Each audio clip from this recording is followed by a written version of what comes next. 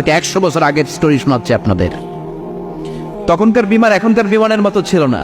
আপনি দেখবেন যে শুরুতে বিমান কেমন ছিল, শুরুতে ভাঙ্গাচুরা দুটা পাখা নিয়ে একটু উড়ে আবার থপাস করে পড়ে, কিন্তু আশা হারায় নাই, আবার উড়ে থপাস করে পড়ে। আমেরিকাতে সুবিধা করতে পারেনি। ফ্রান্সের এক কিং তাদেরকে ডোনেট করেছে বিপুল অঙ্কের টাকা দিয়ে। তারা প্রথম ফ্রান্সের একটা শহর থেকে আরেকটা শহরে পৃথিবীর প্রথম প্যাসেঞ্জার প্লেন নিরাপদে ল্যান্ড করেছে। মানুষের উড়ার স্বপ্ন সফল হতে শুরু করলো। এখন বিভিন্ন ধরনের বিমান একটার পর একটা শুরু হয়েছে। এই পৃথিবীর সবচাইতে দ্রুতগামী যে বিমানটা আগে ছিল নাম ছিল কনকর্ড, যাত্রীবাহী বিমান।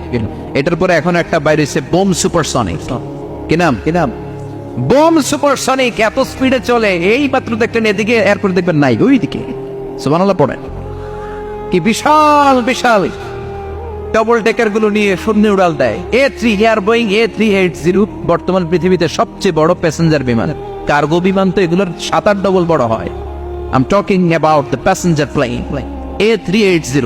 525 জন যাত্রী নিয়ে এটা শূন্যে উড়াল দেয়। 525 জন যাত্রী, কেবিন ক্রু, পাইলট, বিমানের ওজন, খাবার দাবারের ওজন, ফুয়েলের ওজন, 525 জনের লাগেজ টাগেজের ওজন, এই সব নিয়ে শূন্যে উড়াল দেয়।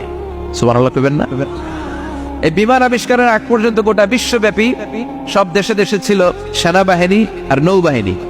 বিমান আবিষ্কার হওয়ার সাথে সাথেই শুরু হয়ে গেল বিমান বাহিনী, এয়ারফোর্স, মিলিটারি। এখন বোম সুপারসনিক বানায়, এখন ড্রোন হামলা করে, এখন মিসাইল হামলা করে, এখন স্যাটেলাইট পাঠায়। আমরাও পাঠাইছি। কি নাম?